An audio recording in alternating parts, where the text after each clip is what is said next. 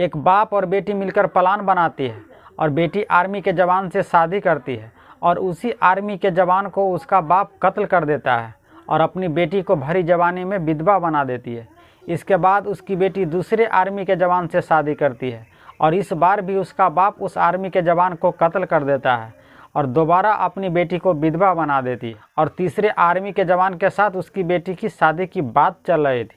तब यह बाप और बेटी मिलकर ऐसा क्यों कर रही थी? इन दोनों का क्या मकसद था कि बेटी आर्मी के जवान से शादी करती और बाप उस आर्मी के जवान को कत्ल कर देता? कहानी में आगे जानेंगे। नमस्कार दोस्तों, मैं हूं अंकुश। आज की सच्ची कहानी जो आप सुन रहे हैं, यह कहानी जम्मू और कश्मीर की है। जम्मू कश्मीर में एक इलाका है सोपोर।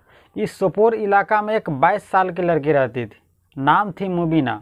वह पढ़ी लिखी थी और देखने में काफ़ी खूबसूरत थी। मुबीना का बचपन से शौक था कि जब वह बड़ी होकर शादी करेगी या तो किसी पुलिस वाले से और नहीं तो किसी आर्मी के जवान से वह शादी करेगी। और यह बात मुबीना के घर वाले को भी पता था कि मुबीना का बचपन से शौक है कि उसकी शादी या तो किसी पुलिस वाले से और नहीं तो किसी आर्मी के जवान से हो। और जब मुबीना की शादी की बारी आती है तब उसके माँ बाप उसके लिए लड़का ढूंढने लगते हैं और सोपोर इलाका में एक लड़का का पता चलता है। वह आर्मी में फौज था। उसका नाम तारिक था और वह आर्मी में फौज था। मुबीना का रिश्ता लेकर मुबीना के माँ बाप तारिक के घर पे जाता है। मुबीना तो देखने में काफ़ी खूबसूरत थी। तारिक जैसे ही उसको देखता है उसको मुबीना पसंद आ जाती है और इसके बाद मुबीना और तारिक की सगाई हो जाती है।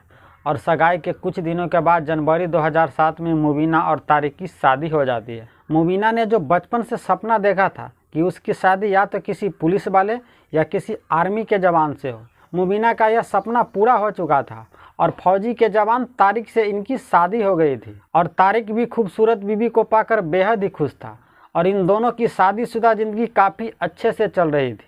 और उधर मुबीना के घर वाले को भी लगा कि चलो एक बोझ कम हो गया।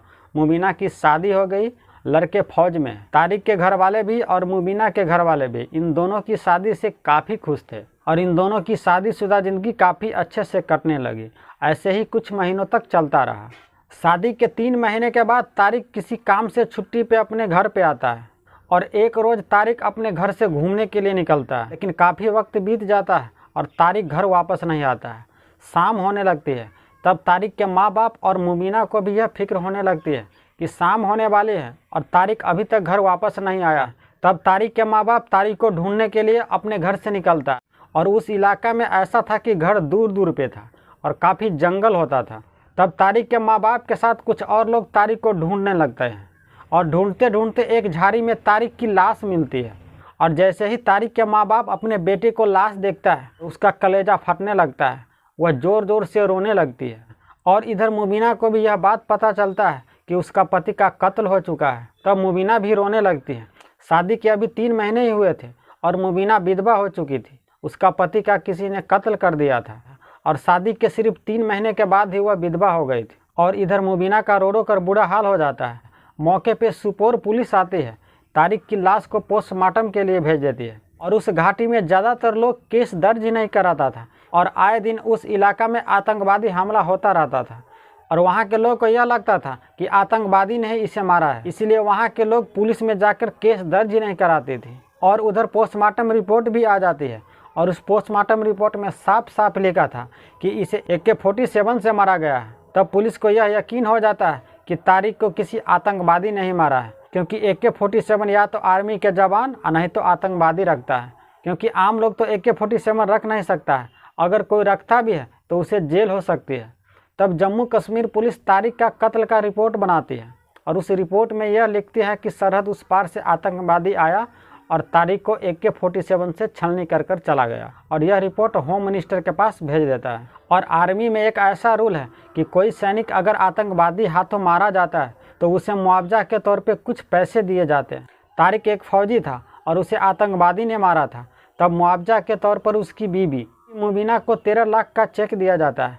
लेकिन मुबीना पे जो दुखों का पहाड़ टूटा था, शादी के 3 महीने के बाद ही वह विधवा हो चुकी थी। पैसा उसके दुखों को कम नहीं कर सकती थी। पैसा बहुत कुछ है लेकिन सब कुछ नहीं है, लेकिन ज़िंदगी है ऐसे ही चलती है। मुबीना को 13 लाख का चेक मिल चुका था और कुछ ही दिनों के बाद तारिक के घर से मुबीना अपने माँ बाप के घर चली जाती है और वहाँ पे रहने लगती है। कुछ वक्त बीतता है। इसके बाद मुबीना के माँ बाप मुबीना को यह कहती हैं कि ज़िंदगी तो अभी पूरी बची हुई है, तुम कब तक ऐसी रहोगी, तुम दूसरी शादी कर लो। मुबीना अपने माँ बाप की बात मान लेती है। मुबीना अपनी माँ बाप की बात मान लेती है, लेकिन मुबीना अपने माँ बाप को यह कहती है कि दूसरी शादी तो करूँगी, लेकिन लड़का फौज में होना चाहिए, तब मैं दूसरी शादी करूँगी। मुबीना की दूसरी शादी के लिए लड़का ढूंढने लगता है और कुछ ही दिनों के बाद एक लड़का मिल जाता है। वह मिलिट्री में इंटेलिजेंस में था और उस लड़का का नाम तस्वीर मलिक था।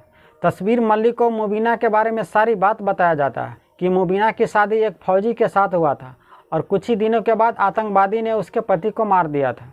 तस्वीर मलिक मुबीना को देखती है। मुबीना तो देखने में थी ही काफ़ी खूबसूरत। तस्वीर मलिक सारी बात जानने के बावजूद भी मुबीना से शादी करने के लिए तैयार हो जाता है और मुबीना की दूसरी शादी तस्वीर मलिक के साथ कर दी जाती। मुबीना का यहाँ भी सपना पूरा हो जाता है और मुबीना की दूसरी शादी भी मिलिट्री में इंटेलिजेंस में काम करने वाले एक फौजी के साथ हो जाता है। पहला पति का मौत शादी के 3 महीने के बाद हो चुका था। उसे धीरे धीरे गम भुलाने के लिए वो अपने दूसरे पति के साथ रहने लगती है और उसके साथ हंसी खुशी से अपनी ज़िंदगी चल रही थी। मुबीना की दूसरी शादी के 4 महीने के बाद ठीक पहले पति की तरह तस्वीर मलिक को भी AK-47 से छलनी कर दिया जाता है और इसके दूसरे पति को भी मार दिया जाता है और मुबीना कुछ ही महीनों में 2 बार विधवा हो जाती है। पहले पति तारिक और दूसरे पति तस्वीर मलिक को AK-47 से भुना जाता है। जम्मू कश्मीर पुलिस पहले केस की तरह दूसरे केस को भी जांच करती है और तस्वीर मलिक की लाश को पोस्टमार्टम के लिए भेज देती है।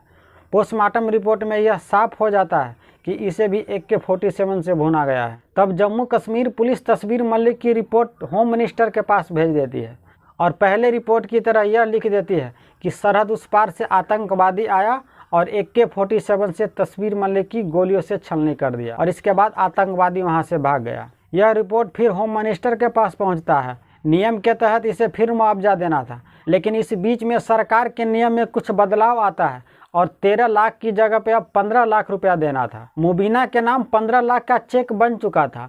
सिर्फ 1-2 दिनों में मुबीना के हाथ में वह चेक आ जाता। पहला चेक 13 लाख और दूसरा चेक 15 लाख, कुल मिला के 28 लाख का चेक तैयार था। पहला चेक जो 13 लाख का मुबीना को मिला था, उस पैसे को वह खा पी गया था। अब दूसरा चेक 15 लाख उसे मिलने वाला था, बस 1-2 दिनों में उसे मिल जाता। लेकिन इस बीच में कुछ ऐसा होता है कि 15 लाख का चेक रुक जाता है। सुपोर पुलिस चोरी और डकैती के मामले में 2 चोर को गिरफ्तार किया था। पहला चोर का नाम था चरणजीत सिंह और दूसरा चोर का नाम था मुस्तफा। सुपोर पुलिस जब इन दोनों चोरों से सख्ती से पूछताछ करती है, तब यह दोनों चोर चोरी डकैती के अलावा 6 महीना के अंदर में 2 कत्ल किया है, इस बात का भी जुर्म कबूल करता है। पुलिस पूछती है कि तुम 2 कत्ल किसका किया है, तब वह दोनों चोर बताता है कि पहला कत्ल तारिक का और दूसरा तस्वीर मलिक का। जैसे ही यह बात सुपोर पुलिस सुनता है तो वह चौंक जाता है। पुलिस उन दोनों चोरों को यह कहता है कि तुम तो लोकल आदमी है और तुम तो आतंकवादी भी नहीं हो, लेकिन उन दोनों लोगों का तो कत्ल AK-47 से हुआ है। तारिक और तस्वीर मलिक को तुम दोनों ने क्यों मारा? तब वह दोनों चोर कहता है कि इसके लिए मुझे सुपारी दी गई थी। चरणजीत सिंह और मुस्तफा जैसे ही उस सुपारी देने वाले का नाम कहता है तो सुपोर पुलिस को तो यकीन ही नहीं होता है और सुपारी देने वाला का पहला नाम बताता है। उसका नाम था अब्दुल रशीद खान और दूसरा मुबीना का नाम बताती है। अब्दुल रशीद खान कोई और नहीं था बल्कि मुबीना का वह बाप था। पुलिस को चौंकने की तो स्वाभाविक सी बात है कि एक लड़की अपनी पति को कत्ल करवाए और उस कत्ल में उसका बाप शामिल हो और अपनी बेटी को विधवा बना दे। पुलिस मुबीना और उसके बाप अब्दुल रशीद खान को गिरफ्तार करती है और इसके बाद उससे पूछताछ करती है, लेकिन शुरुआत में वह दोनों इस बात से इनकार कर देते। पुलिस जब अपने तरीक़ा से पूछताछ करती है तब बाप और बेटी कबूल करती है कि हाँ, हमने ही सुपारी दी थी तारिक और तस्वीर मलिक को कत्ल करने के लिए। जब मुबीना और अब्दुल रशीद खान गिरफ्तार हुआ था, उस वक्त मुबीना की तीसरी शादी के लिए एक फौजी से बातचीत चल रही थी। उन फौजियों की किस्मत अच्छी थी कि इन 2 चोरों के बदौलत उनकी शादी मुबीना से नहीं हुई, नहीं तो उनका भी यही अंजाम होता। इसी कारण से मुबीना का दूसरा चेक जो 15 लाख का था वह 1-2 रोज़ों में मिलने वाला था, लेकिन इस खुलासा से वह चेक रुक जाता है। मुबीना और मुबीना के बाप और वह 2 चोर 2 फौजियों के कत्ल के जुर्म में आज जेल के अंदर में। मुबीना के बाप अब्दुल रशीद खान काफ़ी पढ़ा लिखा था और मुबीना का बचपन से शौक था कि जब वह बड़ी होगी तो शादी फौज से करेंगे और नहीं तो किसी पुलिस वाले से करेंगे। अब्दुल रशीद खान को यह पता था कि कोई पुलिस वाला या आर्मी के जवान को अगर कोई आतंकवादी जान से मारता है तो उसे मुआवजा के लिए पैसे दिए जाते हैं। तब वह अपनी बेटी को सारी बातें बताता है। अपनी बेटी को कहता है कि एक शादी करेंगे, इसके बाद उसका कत्ल करेंगे, फिर 2 शादी करेंगे, फिर उसका कत्ल करेंगे। ऐसे करते करते 3, 4, 5 शादी करेंगे और जो मुआवजा का पैसा मिलेगा उससे हम लोग खाएंगे पिएंगे ऐश मौज करेंगे। मुबीना के बाप को यह बात पता था कि चरणजीत सिंह और मुस्तफ़ा AK-47 रखा हुआ है और वह चोरी डकैती भी करता है। तब उन दोनों से वह मिलता है और इस प्लान के बारे में बताता है और कहता है कि जब मैं तुम्हें कॉल करूंगा इसके बाद तुम कत्ल करके यहाँ से कुछ दिनों के लिए गायब हो जाना, इसके बदला में मैं तुम्हें कुछ कमीशन भी दूंगा। वह दोनों तैयार हो जाता है। मुबीना और मुबीना के बाप के कहने पे ही यह दोनों चोर उन दोनों फौजियों को कत्ल करता है। लेकिन जब पुलिस इन दोनों चोरों को पकड़ता है और उस AK-47 को बरामद करता है, फॉरेंसिक जांच से यह पता चल जाता है कि इसी AK-47 से उन दोनों फौजियों का कत्ल हुआ है। तब यह बाप और बेटी का राज खुलता है। तो यह थी आज की सच्ची कहानी दोस्तों। इस कहानी के माध्यम से हम किसी की भावना को ठेस नहीं पहुंचाना चाहते हैं, बल्कि हम आपको सतर्क और जागरूक करना चाहते हैं। तो अब आप हमें दीजिए इजाज़त, हम आपसे अगले वीडियो में मिलते हैं। तब तक आप अपना और अपने पूरे परिवार का ख्याल रखिए। जय हिंद, जय भारत।